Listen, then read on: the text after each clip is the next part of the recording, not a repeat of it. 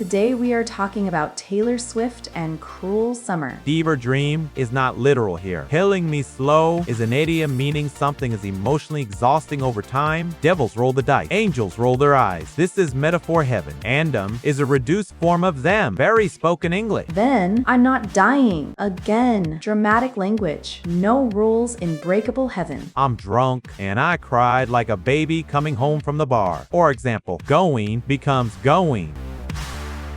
Hello everyone, and a very special hello to all the Swifties listening right now. Welcome back to StoryOrbitEN. Today we are diving into one of those songs that lives rent-free in our heads, makes us dramatic for no reason, and somehow teaches us amazing English at the same time. Yes, we are talking about Taylor Swift and Cruel Summer.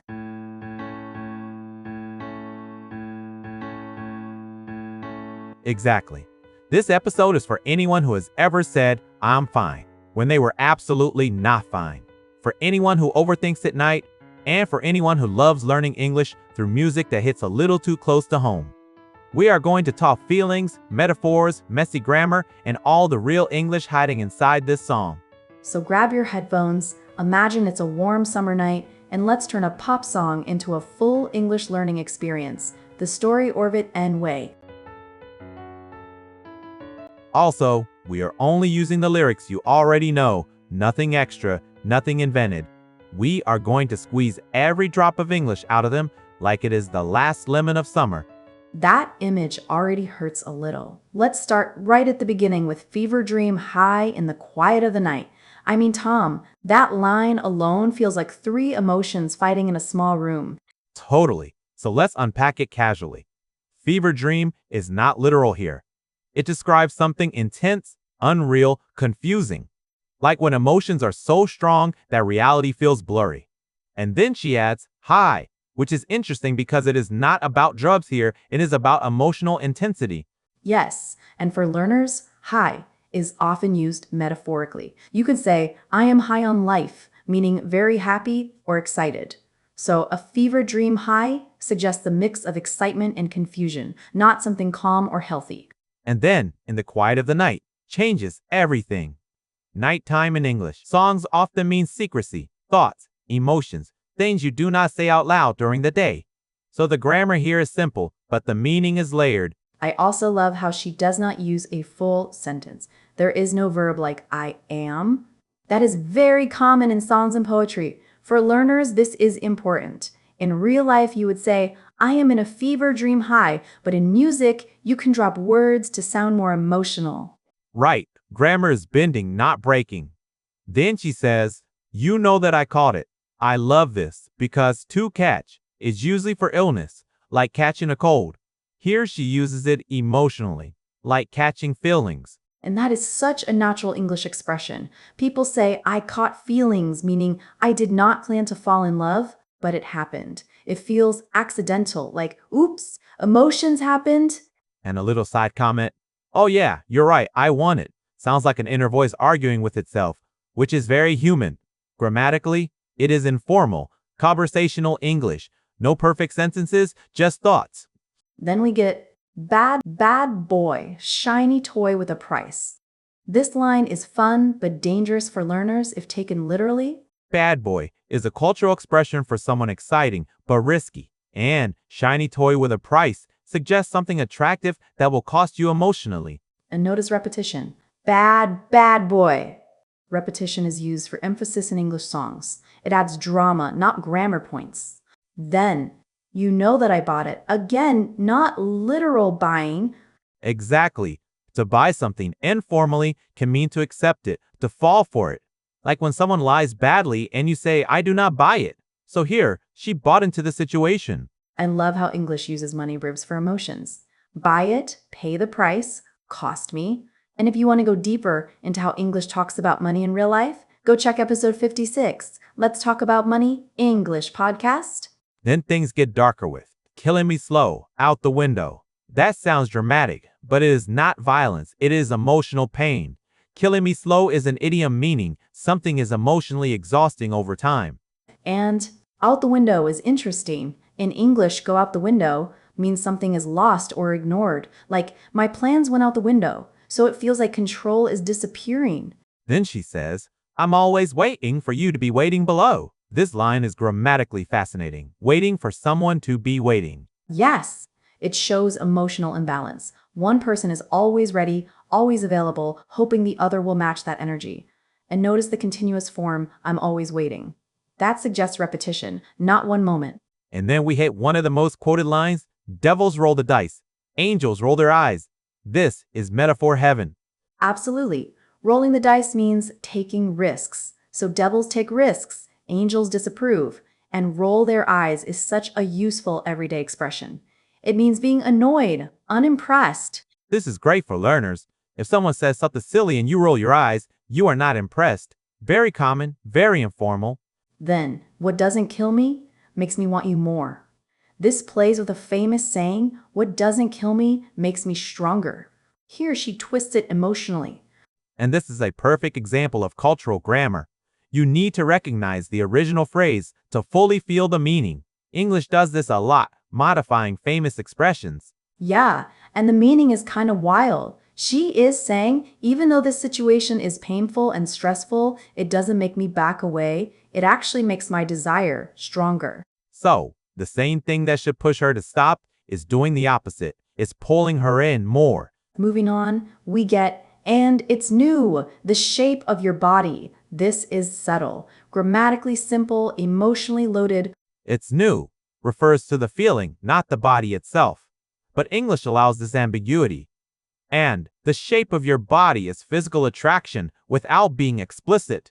Then it's blue, the feeling I've got. This is great vocabulary. Blue means sad, melancholic. Very common in English. Yes, you can say, I'm feeling blue, meaning sad. Colors in English carry emotions. Blue is sadness, red is anger or love, green can be jealousy. And then it's, ooh, whoa. This is pure emotion, no grammar required. Exactly. Sometimes language fails and sounds take over. Learners should not stress about understanding everything literally. Then the title appears, it's a cruel summer. Cruel means causing pain, unfair. Summer is usually happy, so the contrast is important. This contrast is everywhere. Warm season, cold emotions. And then she says, it's cool. That's what I tell them. This is such a good everyday phrase. Saying it's cool means it's fine, no problem, even if it is not true. And M is a reduced form of them. Very spoken English. You will hear this all the time in songs and casual speech. Then, no rules in breakable heaven. Wow, grammar is correct, but meaning is poetic. A heaven that can break. Breakable suggests something that looks perfect but is fragile. And no rules suggests chaos, passion. They do things they probably shouldn't do, ignore consequences, and live in the moment. Then we get, hang your head low in the glow of the vending machine. This line is cinematic. Yes, and hang your head low means feeling ashamed or sad. Glow is the soft light. Very visual vocabulary. Then I'm not dying. Again, dramatic language meaning I'm fine, but emotionally we know that is not true. Which connects later with, said, I'm fine, but it wasn't true. That is such an everyday lie in English. Everyone says, I'm fine when they are not. Learners, please remember, context matters. Then you say that we'll just screw it up in these trying times. Screw it up is informal English for ruin something. For example, you could say, I was nervous during the interview and I totally screwed it up. Or, we didn't plan the trip well and we screwed it up. Very common. Do not use it in formal writing, but totally fine in conversation. And trying times means difficult periods. For example, you could say, these are trying times at work because we have too many deadlines. Or, during the pandemic, a lot of people went through really trying times. Then, we're not trying. Oof, that hurts. Simple present continuous showing lack of effort.